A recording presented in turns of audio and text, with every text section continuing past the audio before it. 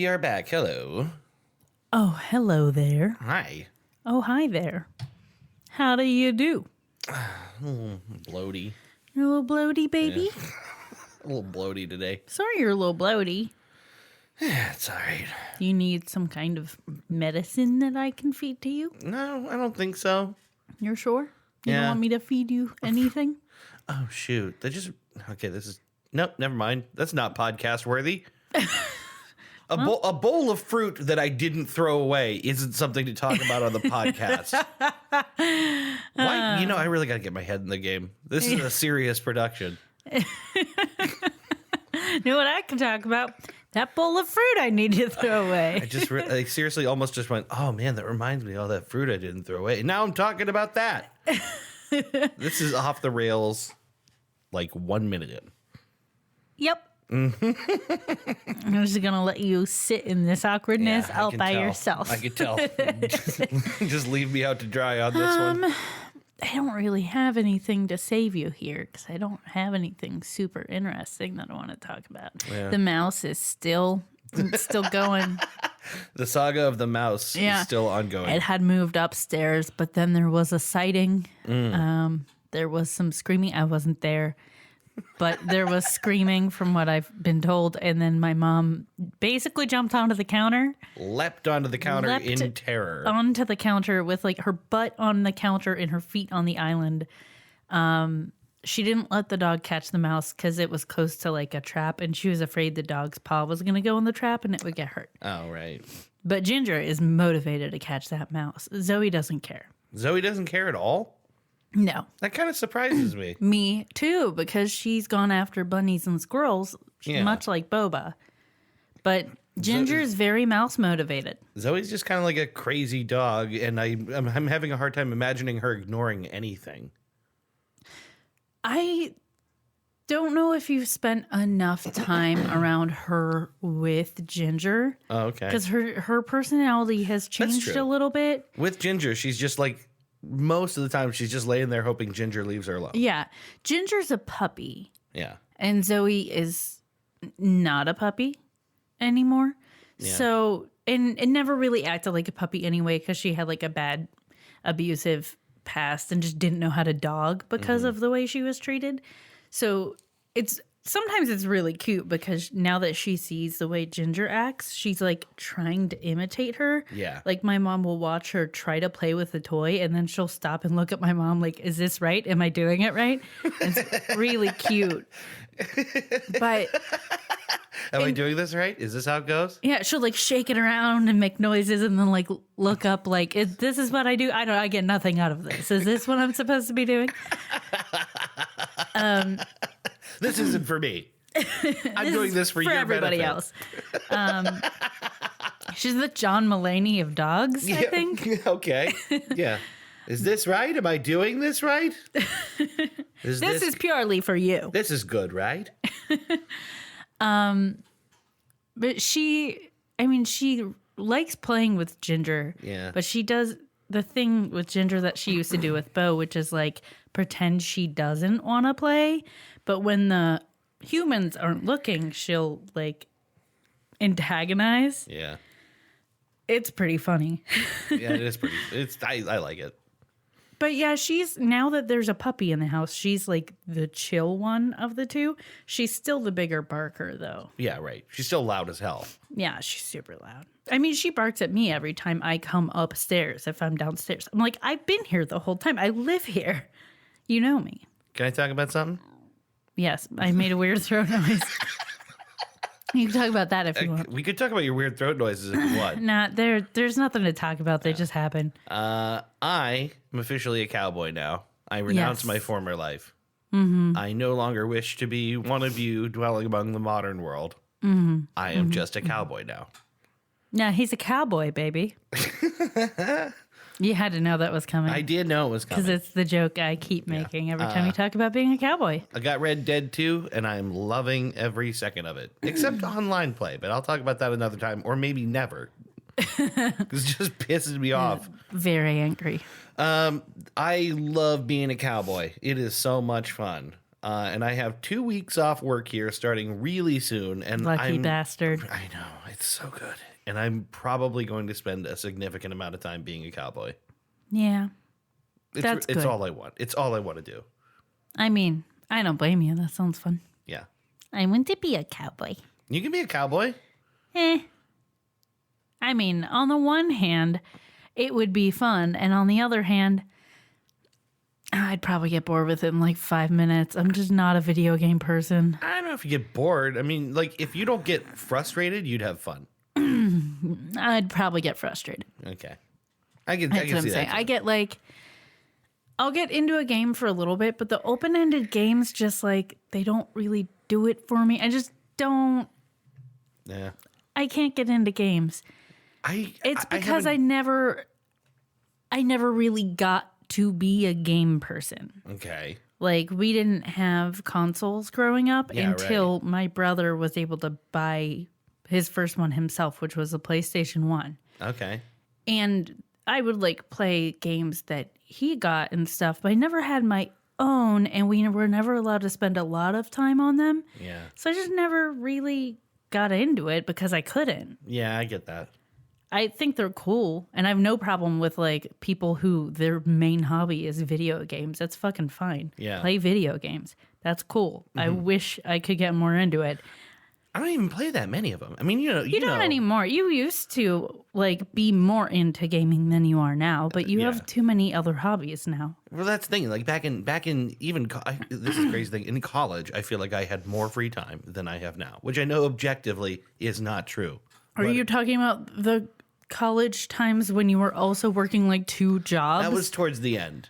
That was towards the end. I don't know how you did that. It was gross. I couldn't do like a part-time job when I was in college. It was tough. I don't think I ever talked about that on this podcast. No. But that was like basically my senior year was I had like a full-time job. And the thing is, I took the job at GM. How did that work? I got laid off at one point, and then I decided to take a full course load. And then they brought me back, and it was either like cancel all the classes too late to get a refund or quit my job. So I just did both. Yeah. So like an entire semester. So you chose the third option, the impossible option. It actually was impossible without Both. the help of like my mom, like waking me up. Like, Yeah, that's the craziest part of the story for you. Or for me, is that like I know you and basically living with you half the time and needing to wake you up. yeah, You are impossible to wake up if you don't want to get up, especially if you're sleep deprived. so now imagine it's like an hour and a half here, 3 hours there. Yeah, that's like, all I get a day. You were basically were you working midnights? Yeah, at that well, it time? was the late shift, so it might mean like working until as late as I think 3 was our absolute latest. in the Yeah, morning. then you'd like come home, Yeah, sleep for like a couple hours, yeah, get up, go to class, yeah. come home, take a nap. Right, get like 2 Get hours up. in before work. That's impossible. Yeah. That's crazy, and it could not have been healthy. No, I remember specifically. I know I told you this one time. I was leaving the plant to head home, and it's like 3 or 4 in the morning or something like that, whatever time it was. And I'm driving, and I'm just crying for no reason. Yeah, Like, just like a personal you're like meltdown. sleep deprived. Yeah. And you can't process shit normally when you're like that. Not to mention, like you have thyroid problems, like I have thyroid problems, and everything is thrown off anyways when you have thyroid problems, and then any other little thing goes wrong, like you don't get enough sleep, you get a little dehydrated. It's just like more sand in the gears. Like it just messes things up further. That is impossible to me. It was I don't impossible. know how you did it and I didn't. survived it. I didn't. I had help. I would not have been able to do that. But you myself. still did it with help. But I'd you be still dragged out did of it. bed. You know.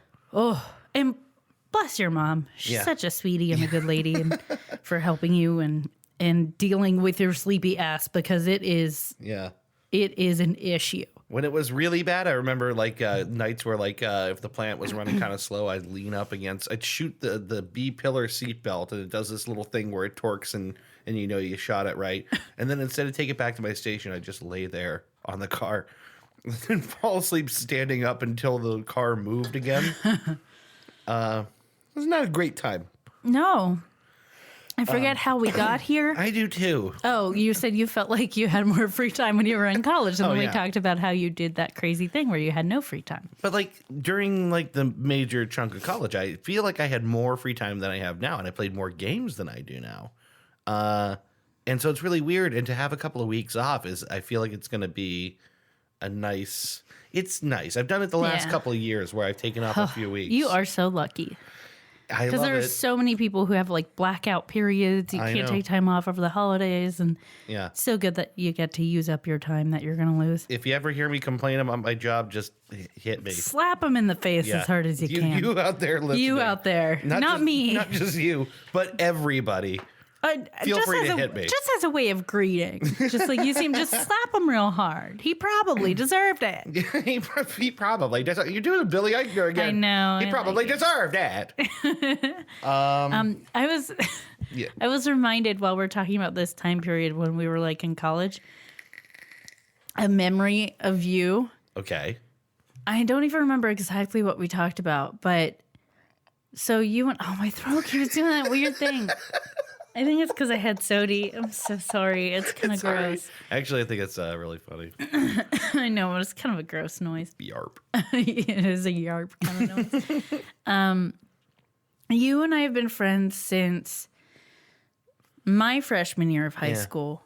Your sophomore year of high school, we were in gym class together. Right. It was first period, right? Yeah, it was. It was first period. Fucking horrible way to start the day. The worst. The worst. And it's like cold because it's like September or whatever, and you're having to run outside. Those like fitness days and shit. I'm not sure I ever actually did any of those. I can't remember. You definitely did because you were only allowed to like not do so many of them. You definitely did them. I guess I must have, but I can't imagine doing it now. I know. I know I did them, and I hated them then. This was 2002, was it not? It would have had to be. Maybe 2001 into 2002. My freshman year was 2001. Yeah, but I mean, like you start in September, so it'd be right. But my freshman year was 2001 into 2002. Oh, okay. Then it must have been 2002. Yeah. Yeah. Yeah, that makes sense because I graduated in 2006. I guess I'm just putting a pin on it because that means that it would have been like that's 16 years ago. We've known each other that long.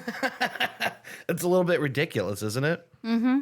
But anyways, the nature of our friendship was that like we met then, we kind of became acquaintances. Mm-hmm. I eventually dated someone you were friends with. We became closer through that and we stayed friends, but we always had like a kind of not even on and off again. Like we were always friends, but it was one of those friendships that like sometimes we were closer than other times. Sure. And there'd be like breaks in between where we just wouldn't talk for a while, especially when I went away to school. Like I had a lot of friends like that. I'd come back home and just hit people up. Chris Brady's one of the people I think of. Yeah. And just pick up where we left off. And you were always one of those people. Yeah. So I don't remember what it was that like you called me or I called you or what happened, but I remember being in my dorm room and I might have been sitting on the floor. I remember just having like a really long conversation with you out of the blue, like not having talked in a while. Really? And I remember you were in college too, because I remember vaguely talking about college. And we talked for like at least an hour, but we talked for a really long time. And I always enjoyed that about you, that we could like just pick up and talk like nothing happened. Yeah. And because we wouldn't see each other for a while. Sure.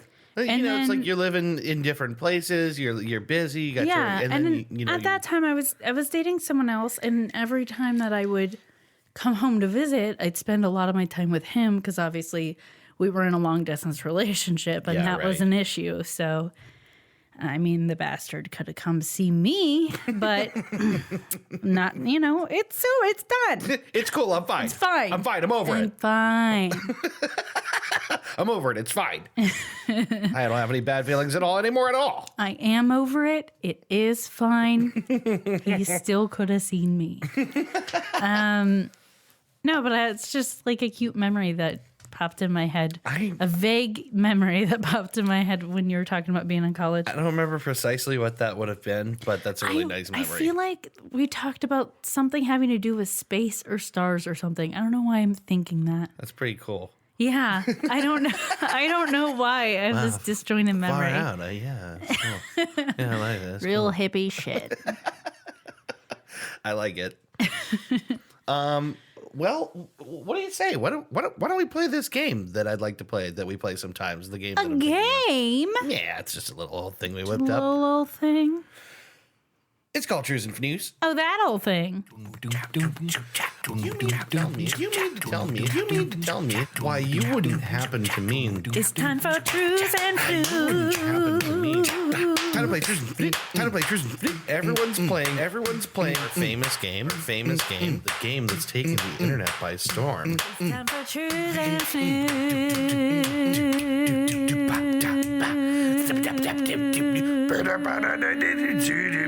A Merv Griffin production. Yeah, that old thing. So I have a news quiz for you. A news quiz. Yes, perhaps you know the rules already. The game is Truths and News. The goal is I provide Christy with one true story, two false stories, and she has to discern the truths from the news or the true news from the false news. Wait, what was that? I No, said the don't rules do of it. the- I got it. That was a good one, too. I'm just being a dick. I was to say I could do it again. I will do it again on command. It's okay. All right. You ready to I'm play? ready. I'm ready to play. All right, here we go. News story number one. Oh, God damn it. Okay, so every time I pick up my phone, it rotates and then rotates back and then it changes the scroll position. And now it's just bugging out on me. I hate this. Yep. Need to start a new document. Okay, here we are. News story. I know. News story number one. The makers of Old Bay seasoning are suing the makers of Primal Palate seasonings over trademark infringement on their brand New Bay, spelled B-A-E. New Bay seasoning. Number two. New statistics from the National Business Research Institute reveal virtually everyone, over 96% of users, are flushing their unflushable wet wipes. All right. And number three, ransomware scammers Team Nexos go legitimate on the island of Chimera, setting up the world's first legitimate extortion company, complete with a board of directors, tech support, and public stock shares. Okay, I'm definitely gonna need a recap here. All right, let's go through them again. News story number one. The makers of Old Bay seasoning are suing the makers of Primal Palate seasonings over trademark infringement on their brand New Bay, spelled B-A-E. All right. Number two. New statistics from the National Business Research Institute reveal virtually everyone, over 96% of users, are flushing their unflushable wet wipes. Okay. Number three, ransomware scammers Team Nexos go legitimate on the island of Chimera, setting up the world's first legitimate extortion company, complete with a board of directors, tech support, and public stock shares. These are kind of tough. Yeah, I was hoping that might be the case. Yep. Yep. Okay, let me tell you my shortened versions. Okay. Number one, Old Bay jealous of New Bay. I like the way you put that. Number two, filthy flushers. Filthy flushers. Number three, make extortion legal again. Right. I'm going to say the true one is not Old Bay jealous of New Bay. Okay. Because I feel like that's just like not even a leg to stand on. Okay. Even though the company maybe was trying to like get away with a little something there, it's not the same name. It's not spelled the same. Like, Yeah. second one, I don't think it's that one because we recently talked about this. Okay. And I feel like maybe you're using that as inspiration to make this up. Okay. Though I wouldn't be surprised if that is true. I just don't think that's the real headline. Okay. So by process of elimination, that means that number three, make extortion legal again, is the true one. I busted you. I busted Is it number ya. two? It is not number two. I mean, It is it is number two, those filthy flushers. No, for real, number one is the true story. Primal Palate Seasonings makes a seasoning called New Bay, spelled B-A-E. They know exactly what they're doing. And Old Bay is taking them to court over it. That's stupid, but I also understand how copyrights work, so I get it. I would agree that it's stupid. I would agree that it's stupid. Yeah, it's like just alluding to something else is somehow infringement. Like no one's gonna get those mixed up for one. Right. It's like they're not saying they are Old Bay. I guess maybe if the case is that you're trying to copy our spice and the whole thing is a part of the copyright, including like what we put in it. Well, I guess maybe, but like it's definitely a seasoning meant to be similar to Old Bay, right? It's meant to be similar, and its name is. The problem is in that, and not necessarily with like the naming and stuff. It's a trademark case. Yeah, I don't know. You know, so if that's the case, it really comes down to the name. I understand why trademarking and copywriting and all this stuff is important, and like you do need to uphold it, but also sometimes it's just like, ugh, come on. I know. So stupid. I think it's kind of stupid too. Did we ever talk about, so my favorite murder is, they've gotten bigger and bigger. We've talked about them a few times. They have for a long time, and I hope it continues, had a pretty loose policy about their trademarking and stuff, because they're very much a podcast like for the people. And so a lot of people make my favorite murder themed stuff and sell it on Etsy and all that stuff. Ooh, I just was thinking, because you told me recently they've started a podcast network. Yeah. This is going to be this is going to change, isn't it? The hopes, I hope not. The hope is that it's going to stay the way it's been. But a while ago, someone submitted like a copyright for my favorite murder, like some of the logos and designs and stuff. Yeah. It wasn't them. It was someone else. And it got thrown out. Like they got denied. A bunch of people got pissed. Yeah. And then they tried to come around and be like, no, we're doing this for the fans because we're afraid of someone else swooping in and blah, blah, blah. And it's like, that's not how this works. If you get a trademark or a copyright, you have to enforce it. Yeah. Basically. And if you don't, you lose it. Right. So what you're saying is that you're doing this for the fans so no one else does this. But you've got to target someone in order for it to be legit. In actuality, you would be hurting the other people that are doing, like, making this merchandise. Yeah. And it's not like anyone making ridiculous amounts of money off of it. It's people selling it on their Etsy stores and people, like, actually making their own designs and being creative. You know what this reminds me of? Is the Fine Brothers React World thing. God. Remember that? Fuck them. Yeah, the legendary Fine Brothers React World where you could license people reacting to shit online. Yeah. Oh, and they were boy. trying to sue other people doing React videos. Yeah, right. Like you own the concept of some guy Of watching reacting to something and then things. having a feeling about it. Ugh. Yeah, ridiculous. We've been doing that for ages. It's just called YouTube. Yeah, right. Like, just stop watching it. your mom watch a YouTube video. It's like a homegrown idea that the Fine Brothers totally own. burst in through your front door. Yeah, get on the fucking ground. I saw you watch that video, and then I saw you laugh at her watching that video. I saw you react to that. How dare you? Yeah, buddy, you get up against the wall. You're not allowed to react to things in this town. How did Not we without start a license. talking about this like old news from like 3 years ago? I don't know. This is so played out, but It's okay. It's still kind of It's funny. obviously we're still worked up about it. Yeah. You want to lead me into the middle segment? Yeah, so let's talk about the middle segment. Let's talk about what garbage people we are. I don't know what this is. We decided last week, even just 1 week ago, to spend an evening watching 90 Day Fiancé. Let me be clear. It was Dave's idea. It was my idea. It was. It actually I was. was surprised by that. I was surprised by that. I don't remember how the conversation came about, but basically you're like, can we watch 90 Day Fiance? It's trash, but it's like the perfect trash TV. And I was like, I will not say no to I that. don't even think I went that far. I think I said, this show is so trashy. Do you want to be a garbage person with me? I think you did say that, but you did say something about the fact that it's like the perfect example of trash TV. Maybe I did. Maybe eventually. I don't think maybe I led not. with that. And maybe you didn't lead with it, but it was a part of the conversation. So I've now watched like the entire first season of this show. Yeah. So we watched like an episode or two together that night. One.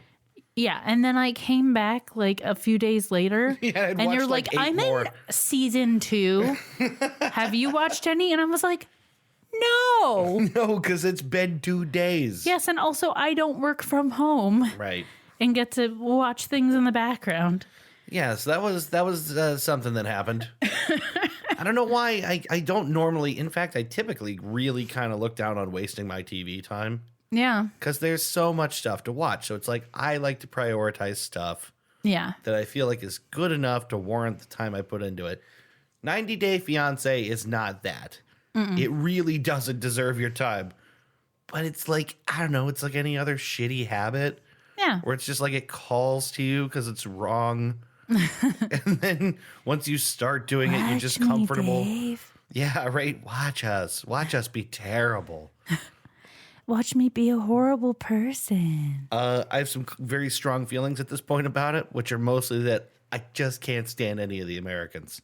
Isn't it weird how you form these relationships with people on TV that you don't know? Yeah. Just like you hate them or you love them or you're rooting for them or you're not. Like, And the thing is, we know enough about reality TV to know that that's not a reflection of that person. We are Yeah. seeing a heavily edited, carefully selected narrative about Yeah. that person put together by a reality producer who's paid hundreds of thousands of dollars a year to do that. yeah. You said that in one breath.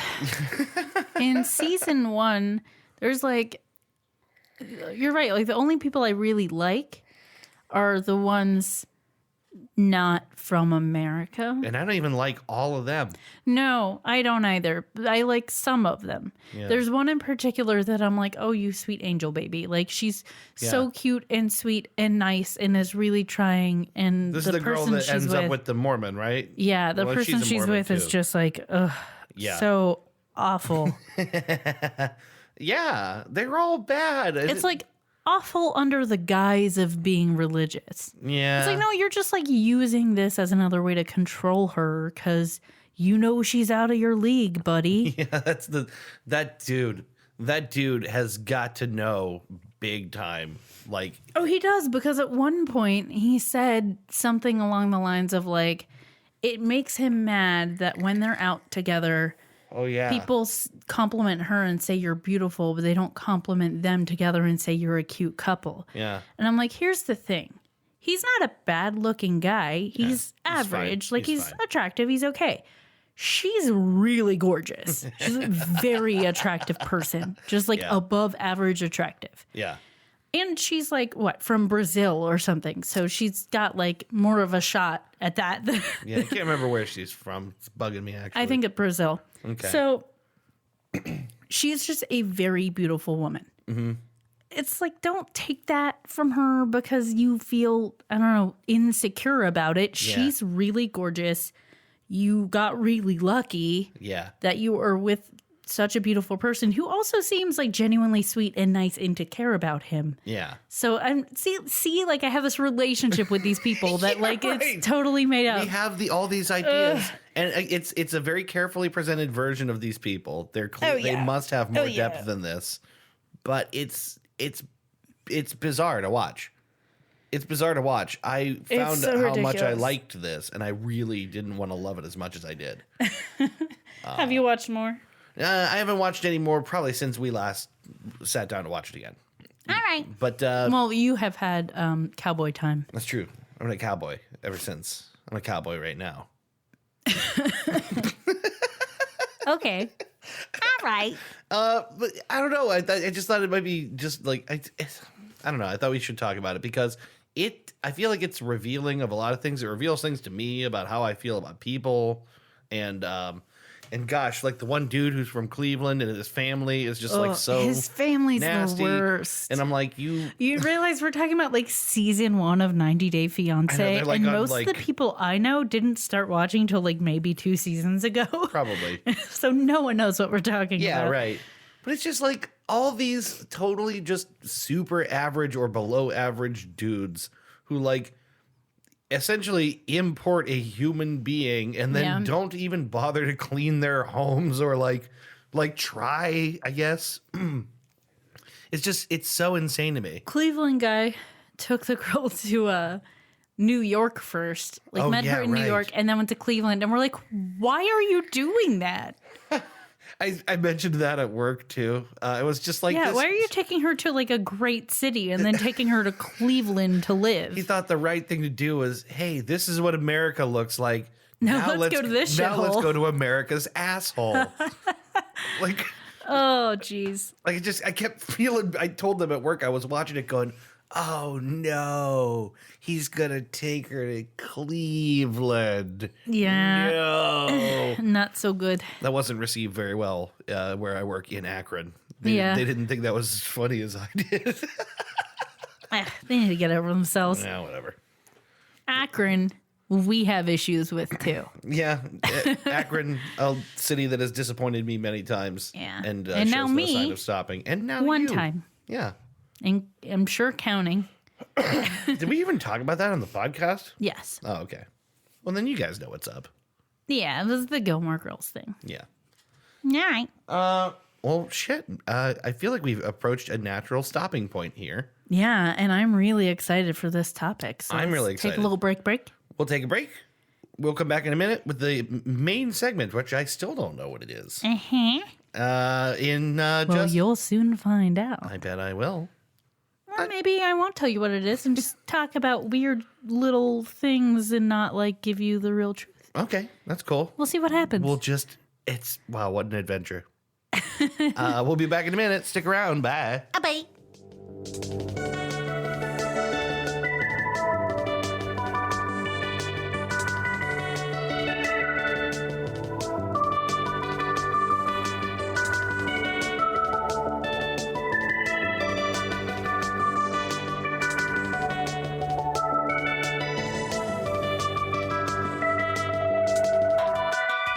And we're back. And we're back. Hello. Hello, welcome to the main segment.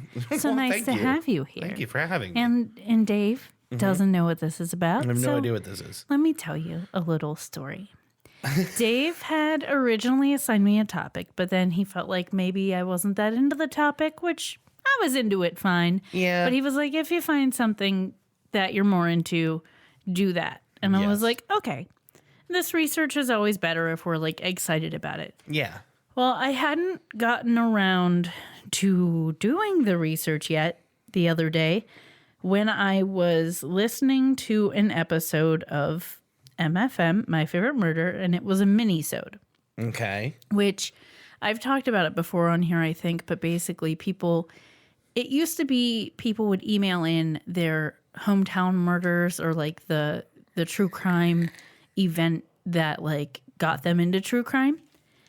But it kind of evolved into like anything interesting. Just email them anything interesting. Sure. And this person emailed and said that they had been part of an enthusiastic sobriety cult for 2 years. They didn't even realize it was a cult until their friends suggested they watch a documentary called The Group. Ooh. Which is a crowdfunded documentary available on YouTube for free. It's about an hour and a half by a guy named Jake McIndoller. Okay. I am in my car listening to this and immediately went, shit, that's like, I need to watch that. This is what I need to do the research on. Yeah. So the group... This is cool. So a sobriety cult, an enthusiastic sobriety cult. Yes. Well, And I'm already skeptical of them. This person, the one they were a part of was called the Palmer Drug Abuse Program, or PDAB. Or PDAB, I think that Actually might sounds pronounce it. familiar to me. Some of this stuff might, but I wanted to introduce it that way just by giving a shout out to My Favorite Murder and the person who wrote into them. Yeah. Saying, they realized years and years later, and they were lucky enough to like get out and not suffer too much harm from it. Right. Isn't always the case with these groups. And just wanted to acknowledge that. But this episode is about the group, Okay. Bob Meehan, and enthusiastic sobriety cults. I'm inherently skeptical of people happy to be sober. Well, and this is reminiscent, I wanted to point out, reminiscent of Synanon. It's a charismatic founder with very particular ideas. Yeah. They do use cult tactics. It's a rehab program, except these are geared towards kids. Yeah, I'm going to need a beer for this, I think. Yeah. Yeah. Crack a beer. I tried not to go too dark on this, but I mean, it kind of is what it is. Mm-hmm. So the groups in question here are specifically called Pathway, Crossroads, Insight, Cornerstone, and Palmer Drug Abuse Program until 1980. Okay. They were all founded and or affiliated with a man named Bob Meehan, Meehan. Okay. I wrote, well, then, who is this Bob Meehan feller? You might have been playing Red Dead Redemption or about to play Red Dead Redemption when I was writing this down. Who's this feller? He's a former heroin addict and convicted felon. After getting out, he attended some like AA meetings at Palmer Memorial Episcopal Church. Okay. Father Charles Wyatt Brown, in part of an interview I saw, I think it was part of the documentary, The Group, mentioned that Bob Meehan was attending this session and they were discussing how to go about getting jobs and whether or not they should try to like be very honest about their alcoholism and drug addiction with potential future employers, or if they should keep it on the down low. Okay. And Bob Meehan was of the opinion that you should be radically honest with them. Yeah. You should put it all out there, be like, hey, this is my past, so you know about it. Not doing that anymore. I'm trying really hard to get on my feet and not have that be a part of my life. Yeah. But you need to know that is part of who I was and what I did, and, I'm working on it. That actually seems like good advice. Yeah. Might not be advice for everyone, but that was his approach. Yeah. And Father Charles Wyatt Brown really appreciated that. And so he offered Bob Meehan a job. Okay. It was basically a job as a custodian with the church. But he had noticed some local kids who were coming to the church that were dealing with addiction and stuff, and thought that maybe Bob would be a good person to help them. So he said, hey, like, you're a custodian, but if you see these kids and you notice them having issues, pay attention to that and maybe try to help them. And if things aren't cleaned perfectly, I'll let that pass because this is kind of what I want you to focus on. Okay. So, which in my head, I'm like, kind of weird. Yeah, it's kind of like this is just a dude that you hired to be the janitor, right? Like he doesn't have any other... A man who was like a former felon and like... And for some reason, now he's your head of child outreach. Basically. And so it started with a few kids, and then it grew and basically got really popular. And so they officially founded the Palmer Drug Addiction Program. Okay. Where am I at here? So that was good for a while. And then some stuff started coming out about Bob Meehan. Maybe not what you think.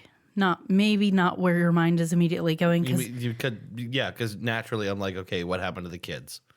As well, aside from the things I'm going to talk about that happen in these cults, it doesn't seem like Bob Meehan is sexually abusing anybody or physically abusing anybody.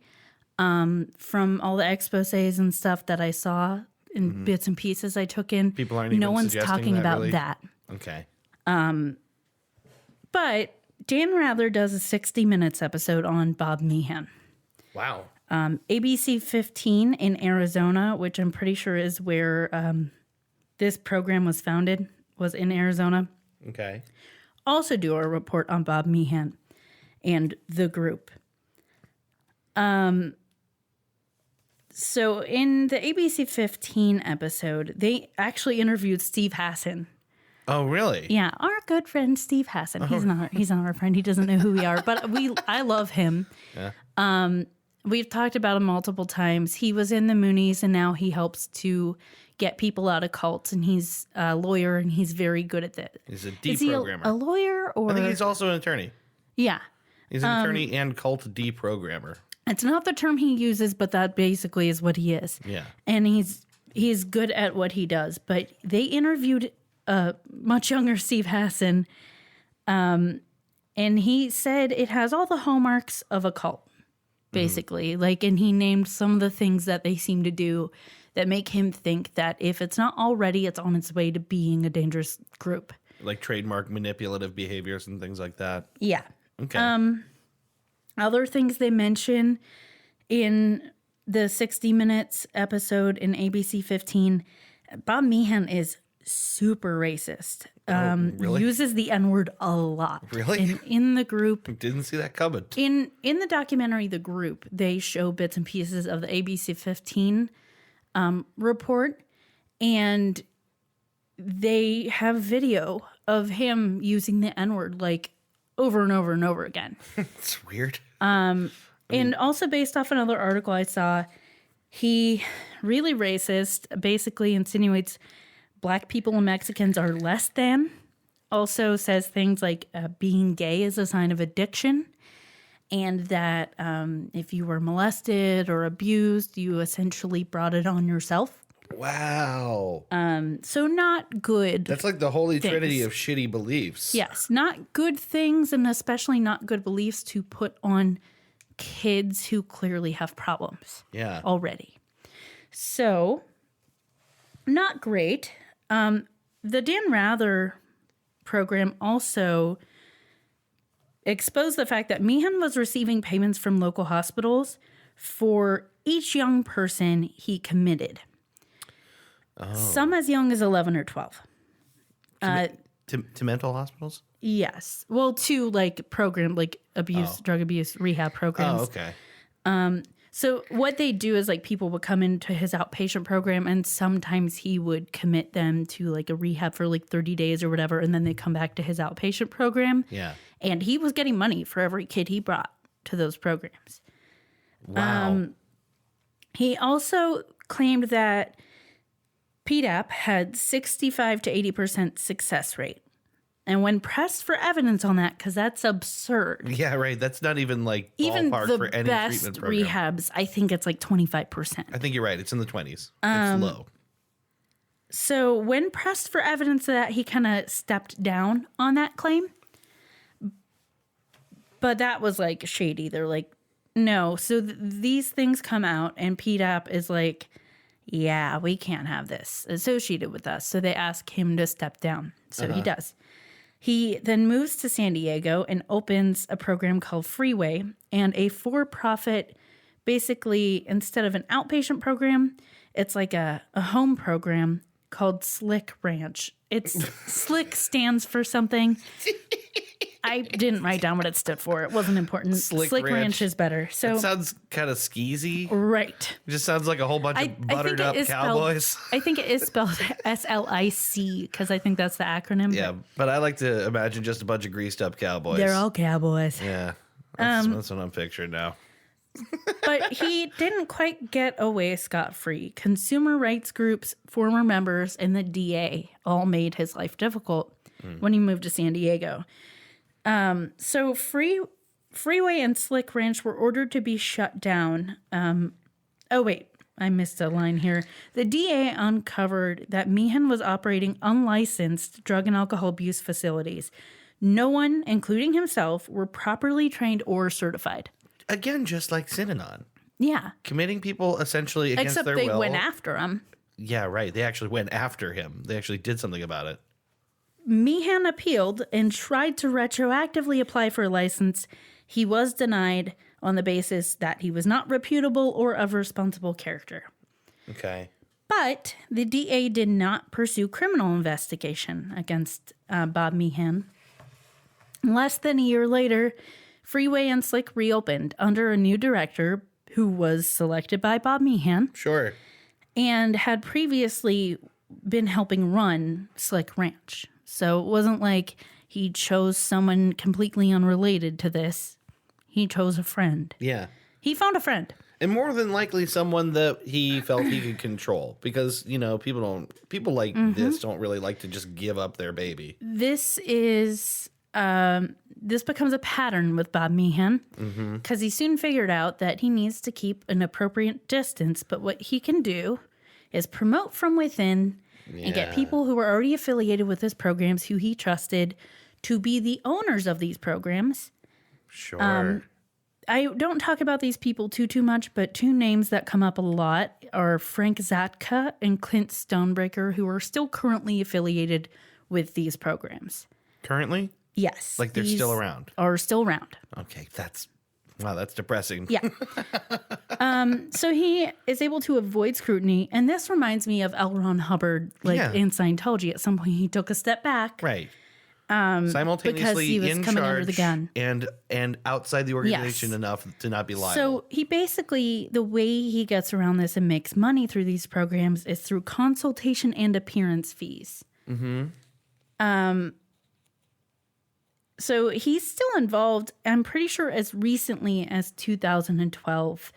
There is a YouTuber, doesn't even have that many followers, but I started looking around on YouTube for the stuff and he came up. I'll talk about him a little more later. Okay. His name is DJ Existential. It's the letter X, Istential. Existential. Yes. I like it. Yeah. So according to him, and stuff I'll talk about later about him, it seems that Bob Meehan is still around. Okay. So Bob Meehan is a piece of shit, but All right. maybe the programs aren't so bad. Yeah, no, let's talk about that. Okay, the programs themselves. Yeah. So, according to the Insight program, which is one of those groups that is a part of these Bob Meehan programs. Yeah. I want to talk about what is enthusiastic sobriety. Sure. Yeah, because that's not exactly a common turn of phrase. We don't say that. Yeah. So, enthusiastic sobriety is based on the belief that in order for substance abuse treatment to be effective for young people, it must be fun and feel good. They focus on as little restriction as possible, and I'll talk about some of the other stuff later, but basically very few restrictions. There's only 3 rules. Okay. No fixing, no fucking, no fighting. Huh. As long as you don't do any of those 3 things, no fixing meaning like don't try to fix someone else's problems, don't try to fix someone. Oh, I thought just don't get your fix, whatever it is. That's not the way I took it, but they don't really go into that, so maybe that's what they're implying, but I took it as like we're not trying to fix anyone here. Okay. So no fixing, no fucking, no fighting. No fucking, huh? Yeah. All right. Well, there are accounts of like everyone's doing that. There's some fucking. Yeah, these are teenagers. Yeah, right. Basically, like very little. There's supervision, but like not really. So, and literally anything else goes. Smoking's encouraged. You go in and you're handed a pack of cigarettes, is what several people said. There's video of the outpatient programs and these kids just like smoking and jumping around and being crazy. Like it's just teenagers unleashed. Yeah. In the documentary, the group, there were people saying that like you could literally go into someone's house, like who's a member of the group, and just break their shit. And that's fine. That's fine. You can do that. I don't understand that. Why would that be okay to them? Because you're not doing drugs. Their parents are part of the group. And, well, they're not part of the group themselves, but their parents are paying for this. Yeah. And they're told, like, no, this is the way we have to do it. These kids are going through this program. They're not doing drugs. This needs to be fun and exciting. They need to not have other restrictions because that's part of why they got into this in the first place. This is a disastrous recipe for a future generation. Sorry, for most people who have like addictive tendencies, or the disease of addiction, lack of boundaries is the worst fucking possible thing. It doesn't seem like good advice. Right. Like when I stopped smoking and started using this vape thing instead, it was really hard at first, but I had a rule. I had to limit myself. Yeah. And I couldn't just do every other thing either, Right. I can't just run around my house busting stuff because I don't like that I'm not smoking cigarettes right now. Yeah. One person in the documentary mentioned something that I thought was kind of poignant, which is he mentions that it was as though because they accomplished getting sober, there was a sense of entitlement to doing anything else they wanted. That was encouraged in this group. Only problem is that some of them weren't getting sober. They already were. Oh. So after being recruited, they wanted to belong. So they exaggerated. The guy who made the documentary, Jake McIndollar, basically says there's video of him admitting I was smoking pot at age 13 and drinking and blah. And he's like, but none of that happened. I didn't do that. He got in the door. He got involved with this group. His dad was an alcoholic. Yeah. And his dad eventually took his own life. And he was kind of afraid that he was going to become one because people always say it could be genetic. Yeah. But he hadn't done any of that. He got into the group. I forget how he was introduced to it. But then it was like he felt like he belonged and he wanted to stay there. Yeah. And then he just bought into all the things they were telling him. And one of the things that they say is, you leave this group, you'll die in under a year. Because of your addiction, because of your problems, you leave and you'll die. Wow. So you need to stay and you need to follow the program and follow our rules and have us make your decisions for you. First of all, lots and lots of addicts go on for much longer than a year with the bad behavior. Mm-hmm. That's a crazy thing to say to people. He is not the only one who says, yeah, I wasn't an addict. Yeah, I didn't really that. have these problems. There were multiple people in the documentary that were like, oh no, yeah, that was super exaggerated. Or yeah, I did have problems, but I was a teenager. Yeah. Who didn't try some shit? Yeah, right. He interviews his stepdad and his mom, and they weren't really happy about judging all this stuff back up. But his stepdad was like, I never thought you had a problem. I thought you were just a teenager. I thought you were just trying shit out. I honestly didn't think you had a problem until you started going there. That's so weird. And what's interesting is it did seem like a lot of these kids, there were a lot of affiliated programs in different places. And he started at one and then eventually moved to one in Atlanta, Georgia. Okay. Which was hours away. And he moved there. He was 16. He moved there by himself. Yeah, and he stayed with parents of other kids who were in the program.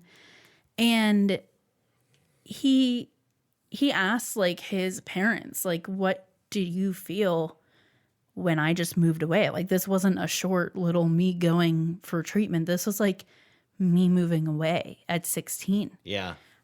And it was heartbreaking to hear this from them, but I'm sure it's something they've worked through. But his stepdad was honestly, at that point, relief, because we just couldn't deal with it anymore. Because I'll get into this later, but the way the program works, it's a paid program. They were under a lot of financial stress because of it. And now they have a kid who's being instructed to do whatever the fuck he wants, and they have no say over it. It's crazy. It's what's the island of lost kids And from Misfit Hook? Toys? No. That's what came to my head. The kids from Hook that just run around doing whatever, yeah. a whole kid tribe. It's what it sounds like. They've encouraged kids to express their worst behaviors. Mm-hmm. Yep. And that they're entitled to do so. Well, let's talk about the money part of it now, because the program is $5,000 minimum for treatments. Wow. These parents didn't know where to turn. They were desperate. Yeah. They find this and they say, okay, like, you can fix my kid. Okay. Like, fine. They end up spending a lot of money. One person said she spent her inheritance from her father getting her kids to do this, like paying for them to do this. Yeah. Jake McIndollar, when he moved when he was 16, his parents were like, fine, you want to go, but we can't pay for it anymore. So you take your inheritance from your father and you can pay with that. But we're not doing it. We can't handle it. Wow. They were financially strapped. Yeah. So he did. And he said he has not a penny left. He put all of it when he was 16 into this treatment program. That's awful. Yeah. So the counselors are former members. They're very young a lot of times, sometimes just 18.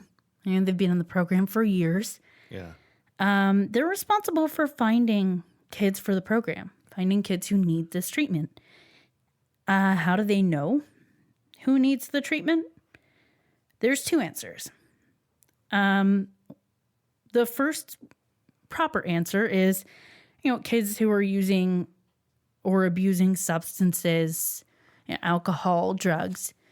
The second, more truthful answer is anyone they can get. Yeah.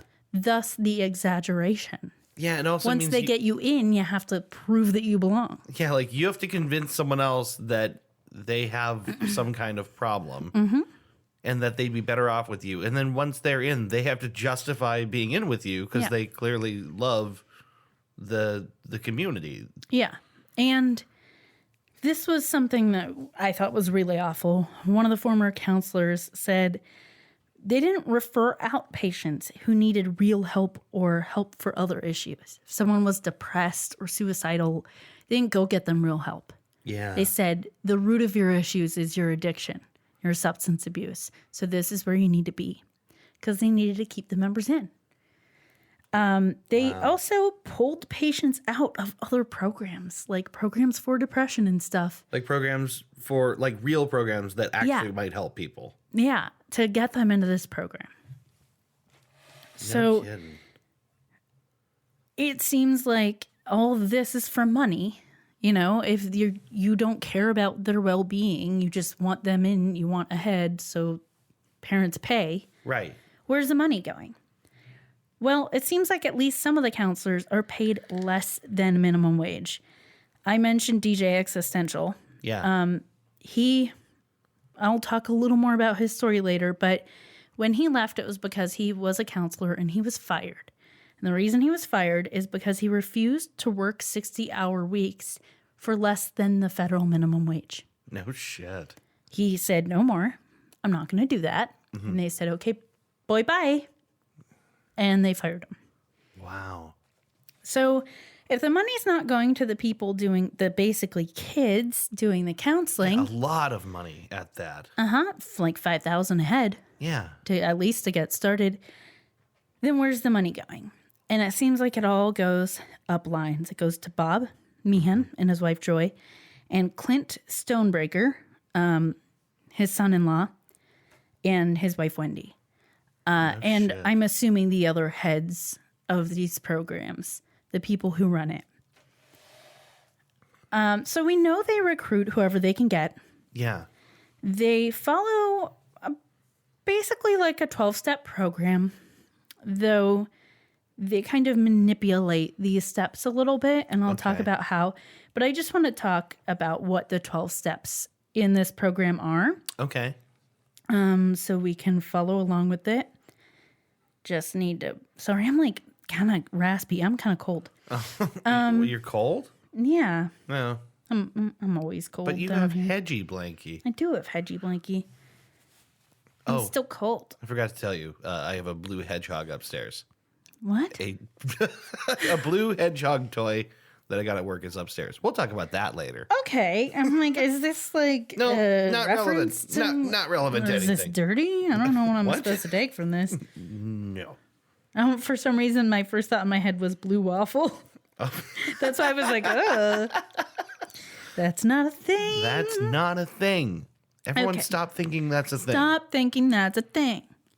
Okay, the 12 steps according to the Palmer Drug Abuse Program on their current website. Mm-hmm. Number 1, we admitted that mind-changing chemicals had caused at least part of our lives to become unmanageable. Number 2, we found it necessary to stick with winners, in quotes, in order to grow. Number 3, we realized that a higher power expressed through our love for each other could help restore us to sanity. Number 4, we made a decision to turn our will and our lives over to the care of God as we understand Him. Number 5, we made a searching and fearless moral inventory of ourselves. Number 6, we admitted to God, to ourselves, and to another human being the exact nature of our wrongdoings. Number 7, we became willing to allow our higher power through the love of the group to help change our ways of life and humbly asked Him to help us change. Number 8, we made a list of all persons we had harmed and became willing to make amends to them all. Number 9, we made direct amends to such people whenever possible, except when to do so would injure them, others, or ourselves. Number 10, we have continued to look at ourselves and when wrong, promptly admitted it. Number 11, we've sought through prayer and meditation to improve our conscious contact with our higher power that we have chosen to call God, praying only for knowledge of His will for us and courage to carry that out.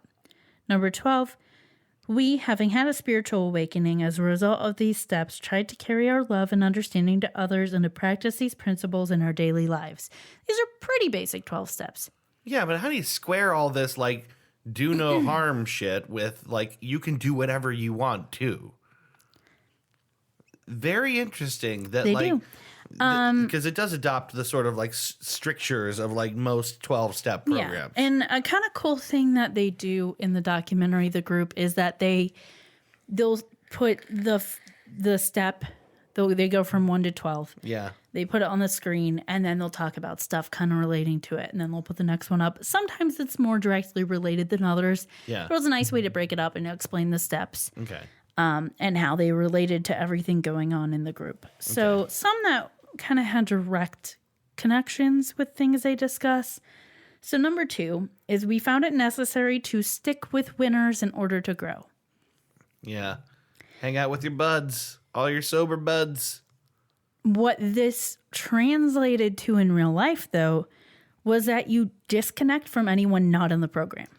Oh, so they go that extra step farther. Yeah. So you don't hang out with your old friends, especially not friends you were doing drugs with, unless you get them in the group. You spend all your time with members of the group or even alienated from your family. Wow. It alienates members from any outside support system. It's Yeah. not related to the group. Number 3, which was we realized a higher power expressed through our love for each other could help restore us to sanity. The group becomes the higher power. Sure. Given the guise of freedom, but the group has control. You're told your decisions have led you to this point. You're clearly not good at making them. Let the program make decisions for you. Also, I reiterate it again, you're told you will die in under a year if you leave. They do something called wedging, which is staying up all night for at least 24 hours until you feel loopy, like as a replacement for doing drugs. Wow. But they call it wedging because you get to that point where like a thought will get wedged in your brain. Sure. This is sleep deprivation. Yes, it is. Also, they do a thing called round robin. So you stay up all night. And then around 2 or 3 in the morning, that's when you have group therapy. Oh, wow. And these are huge groups sometimes. They are pushed to share very personal stories of abuse. One of the former members who became a counselor said something that she felt awful about and is shocked by. It's the fact that sometimes this is like, these are minors talking about being molested, being raped. Yeah. not once did she see them ever take legal action on the behalf of these kids. Now, if this were a credible program, Yeah. they would be required to. Yeah, right. They'd be required to report things like that, right? Another counselor said that in these therapy sessions, this was a really sad part of the documentary because they interviewed someone who had taken part in these therapy sessions, and the counselor would explain the kinds of things they would do, and she would explain the kinds of things that were done and how awful it was in her experience. And he expressed extreme regret that he did this. These are not trained people. Yeah. These are not counselors. And it seems a big part of their theory was to feel out the emotions. So they encourage people to talk about really big stuff, really personal things in a group environment that's co-ed. So this could be young girls in a group where there are boys talking about being molested or being raped. Yeah. And the more emotional you get, they poke more and push you to tell more because you need to feel out the emotions. That's awful. I need to get them out. That's As dramatic. As though if you get them all out at once, you'll never feel them again. That's not how it works. That's not how feelings work. It's not how trauma works. It's not how any of this works. Yeah. So they're made to feel wrong if they don't want to talk about it. And yeah, just discussing abuse in a group environment and in the middle of the night when Yeah. you're like sleep deprived and susceptible to all kinds of shit. Like Yeah. This is super not good. And it's not therapy. It's not counseling. It's just like reopening wounds. Yeah, like the right way to talk about this kind of stuff is in a safe, closed environment, like where there's Yes. like intimacy and trust with like a counselor or a friend or family or something. Yeah. But it's not to be like poked and prodded and information pulled out of you in front of people in a vulnerable environment. Yeah. So then among the members, there are certain elite members. Okay. There's the steering committee. So basically it's like if you're a member and you're in good standing, you're doing really good, someone might be like, oh, hey, help our counselors. You're still a member, but you're going to help us out. Yeah. So that's the steering committee. And within the steering committee, you can be a counselor's aide or a staff, also called a staff aide. And this is kind of like a stepping stone to eventually becoming a counselor. Yeah. Which it seemed like a lot of these kids did. Now, the staff, the people working, these counselors aren't immune to these kinds of tactics and this therapy. Yeah. They had what they called purpose meetings that were really intense and would put people on blast. So Jake McIndoller, Clint Stonebreaker was in charge of this, the group that he was in Okay. in Atlanta. And he said he knew Jake was like Clint's golden boy. He Okay. really took him under his wing. He even lived with him for a little while when he first moved there. And most of the time, Clint never really put him on the spot until the days that he did. Yeah. And he said he had this feeling when Clint did that to him that he was just being abused to be put in his place. Like to make him not forget where he was in this organization. There's no therapeutic value to what's happening here. And in the documentary, Jake mentions this to someone else who was a counselor and was like, yeah, like you always saw that. Wow. And I think that's one of the reasons you got it less from him than the rest of us did is because you were a little more wise to it from day one than we were. But he kind of got that feeling when it was done to him, like, oh, he's just like keeping me where he needs me and not letting me get too far ahead of myself here. Yeah, like not get too big for his britches kind of thing. That's crazy. And this is we're talking about staff. We're talking about staff. Like a limited number of staff who there's a need to like control people and make them remember who's boss amongst each other. If a member or a counselor leaves, they're shunned. I mean, they're not in the group anymore. In this group, you're not taught real life rules or skills. Yeah. I mean, you're taught you can do whatever the fuck you want with no consequence, and it's encouraged. That's crazy to me. Like, what does life look like then? Mm-hmm. That person who wrote into My Favorite Murder about this mentioned this and basically said the reason he left is basically or it might have been she, grew up and just matured and went, this is crazy, and got out, but still knew other people that they were friends with from the group who still lived like that. Like they weren't able to get past that because that was a huge part of their childhood. Yeah. That like your formative years, you're just taught to be completely selfish and do whatever you want and not follow society's rules and not deal with consequences. Wow. So you're a kid, go ahead, smoke, go ahead, break shit if you feel like it. No one can get mad at They you. even let Do the what you little want. kids smoke?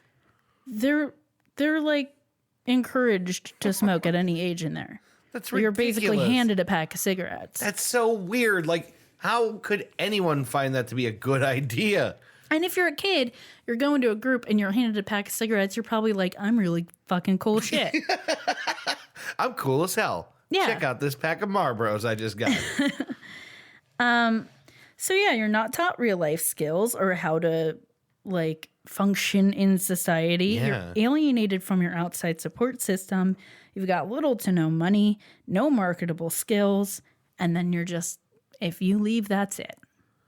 You're excommunicated, you're shunned, you're disconnected, whatever you want to call it. But it's hard to imagine people never leaving because what is this, just a bunch of grown children forever? Like, it's hard to You imagine. go from being a member to being a counselor. Gotcha. And it seems like that's the course a lot of these people took. I have a couple more stories. I'm almost done. Okay. One is from someone called Jim Jones, obviously not the real name, but when Jake McIndoller, he'd been out for a while, he saw a profile on Facebook by someone by the name Jim Jones, obviously as a reference. But this profile was kind of created as like the stereotypical profile of a kid who would have been in one of these programs. Yeah. And then Jake started reconnecting with other people and talking to other people who had been on the programs and discussing it and realizing his experiences were really common and a lot of other people he knew had gotten out. And he decided to do this documentary. He interviews Jim Jones. They only call the person by that name. Yeah.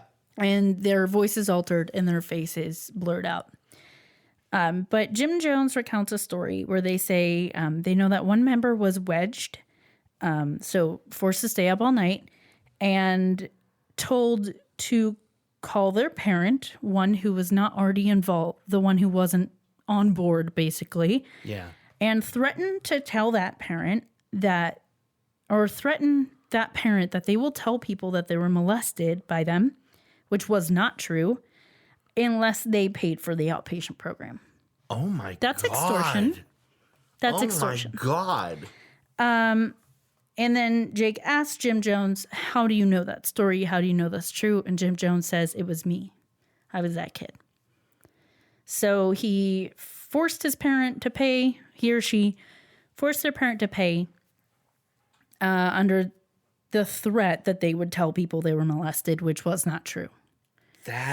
So this is one of the ways they're getting parents to pay for these programs. Maybe not every kid, but at least one, and that's too many. This is like the staff's idea to do this, like to put this idea on this kid. I don't know if the idea came from the counselors, basically kids who weren't trained. I'm sure it came from above. Yeah. But That's just up. one more story that was in the documentary. And then I wanted to talk again about DJ Existential. Okay. He has a 6 or 7 part series about this. It looks like he put it up on YouTube about 5 months ago. Okay. His first video in this series has 666 views or likes or something like that. Very low. Okay. And he doesn't have that many followers. I am now subscribed to his channel. Okay. But I just found it because I was just searching for these precise things that he talks about. So in his first video, he says that he had a really bad LSD trip and he almost died. Something happened and he almost bled out. Is this like before his joining the group? This is how he got into it. Okay. So because of that happening, he was kind of forced. He says he was tricked into rehab. He doesn't go into details about that, but he got into rehab. And the rehab that he got into was the group. He was told many times, if you leave, you die. Yeah. And so this is a thing that isn't just from one source saying this, multiple people from different sources saying you're told you'll die. Yeah. And then he became a counselor and then later fired for not wanting to work 60-hour weeks for less than the federal minimum wage. Yeah. And so now he's speaking out. And like I said, he has a 6 or 7-part series, maybe 25 comments on every video, if that. Okay. And multiple other comments are from people who are clearly in the group still. Like talking shit? It reminds me of Scientology, who will like plant people to like make comments. And it's clearly people who were either encouraged to do it or take it upon themselves to do it because they're brainwashed. Yeah. Being like, man, I don't know what you're on about, but this group has really helped me, blah, blah, blah. Like, and he calls them out pretty clearly. He's like, you brainwashed piece of shit. No. And he's like, doesn't give a fuck. So that's I love it. That's the tone of his channel, huh? Yeah. Okay. Yeah. I can get behind this. It's interesting because it's clearly not something, it's not a big famous channel. This is just a person who's like, hey, this happened to me and I need to tell someone it happened to me. Yeah. It seems like it was around 2012 when all this happened with him. Okay. So that's why I mentioned as recently as 2012, he mentioned Bob being around. It's crazy when he was in it. It's crazy that this is still happening. Yeah. These seems groups still exist. This seems like a weird thing that might have like existed for a brief period in the 70s. Not now. 80s and 90s. Unbelievable. Were when it was most popular. It's still going on. These groups are still there. Unbelievable. Because in his videos, he encourages people, like, he listed the names of all the groups and was like, do not go to these groups. Like, these are not reputable. Do not send your kids there. Yeah, they're all related to Bob Meehan and his cohorts. Wow. So I just want to briefly mention the references I used. Okay. The ABC 15 video, I found a clip of it, and they also put clips of it in the documentary. Mm-hmm. The clip I found was like 7 minutes, and it was on YouTube. It was interesting. The documentary, again, is called The Group. It's free on YouTube. It's an hour and a half long. DJ Existential. It's DJ and then space and then the letter XISTENTIAL if you want to watch his series of videos on it. He also has like some like let's play videos and stuff. Like this is a totally unique thing on his channel. Other stuff is just like him dicking around and then it's this very serious content. Wow. And his videos are only about like 7 to 10 minutes a piece. Okay. And he is not shy about like calling people in the group pieces of shit or like what he really feels about them. Wow. He's pretty honest and pretty blunt.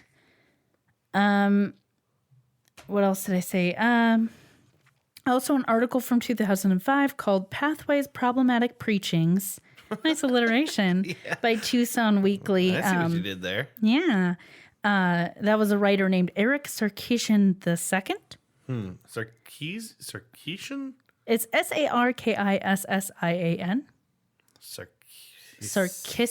Sarkissian. Sarkisian. I'm not sure. Something about quiche. Something about quiche. I don't know. And one last thing. The reason cult groups take the form of therapy, substance abuse programs, self-help groups is because these are vulnerable populations. Yep. People who are desperate, people who know they have problems, and it can be easier to manipulate. Yeah. Especially fucking children and parents who are at their wits' end and don't know what to do to help their kids. Yeah. So any of the groups that you heard me mention throughout this, keep your ears open. If you know someone is going through stuff and they mention one of these groups, give them a warning. Can we get that list again? Do you have a list handy at the front? Yeah. That list was Pathway, Crossroads, Insight, Cornerstone, and the Palmer Drug Abuse Program. Yeah. Now, the Palmer Drug Abuse Program still exists, supposedly have no relation to Meehan. I don't know how closely to these rules they still follow. Right. I'm not sure on that. I would stay away from anything that calls itself an enthusiastic sobriety group or program. Yeah, that's not a phrase I've ever heard before, and it does seem now like that's a very specific thing to them. Yes. If you're feeling threatened by the group, or like your thinking is bad, that your problems are because you're wrong, and they want you to give over basically your freedom to them and have them make your decisions for you. Yeah. Get the fuck out. It's not good. Yeah. Get out while you still have a support system. Yeah. Just awful. Just awful. Again, I'm always interested in these cult groups, and I fucking hate it. But because they make me so mad. This one's really upsetting in particular because of the fact that it works on kids. Yeah. Of all things, I think there's something really upsetting about working on kids in this way. Also because you're indirectly working on their parents through the most Extorting vulnerable money way possible. from parents by using their kids as leverage. using their kids. And of course, a parent's going to give you money Of course. if their kid's in trouble and they don't know what to do. Like, Right. most parents aren't total assholes and are going to be like, yeah, I want my kid to be okay. Like, I want to help my kid. Yeah. And they'll do anything in their power to help their kid. Right. Like, fuck you, Bob Meehan. Yeah, fuck you, Bob Meehan. So check out any of those references that I posted about. Again, the documentary is really good, and DJ Existential's videos are really interesting. I haven't even watched all of them. Maybe you and I can watch a couple of them tonight. Yeah. He's an interesting personality, but he's talking about some real heavy stuff that happened to him. So I hope he and other people keep talking about this stuff because it seems like it's still going on. I continue to be amazed about how awful things are that I had no idea existed Right? at all. Right? And doesn't it just seem weird? Like, it does seem weird that it's still happening. Like, it seems like... It seems like it's like a crazy It shouldn't. wild child thing that should have been a product of the past before we all pulled our pants up and became grown-ups. Yeah. You know? Yeah. It's just strange.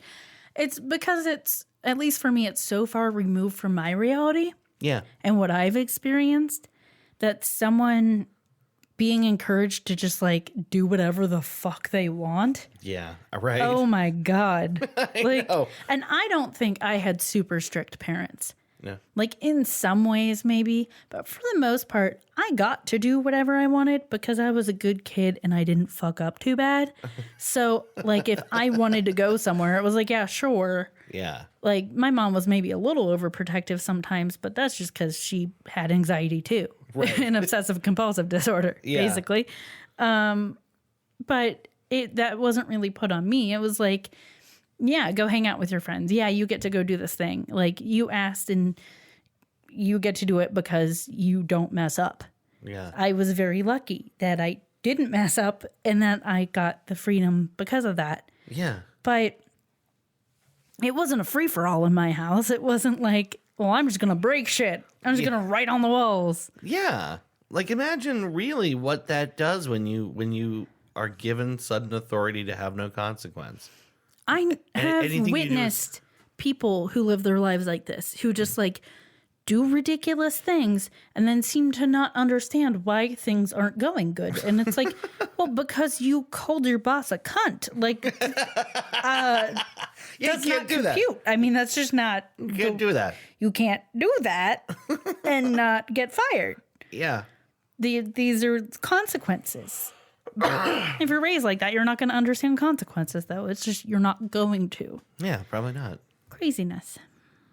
Wow. That is what I surprised you with. Yeah, wow. You had That's no amazing. idea any of this was coming. No, I didn't. Oh, because I was listening to My Favorite Murder, the most recent mini-sode. Check that out, guys. I'm very interested, and I might need to look into things a little bit after this episode. I'm interested to know what's happening there right now. Yeah, and there's like even more that I'm sure I could have looked into, Sure. even more videos I could have watched. It's just Yeah. a wealth of information. There's only so much we can ever talk about For on this me, podcast. the biggest glaring thing is because there's always that thing in the back of my head that's like, when you see people doubting or people being like, oh no, this program's great.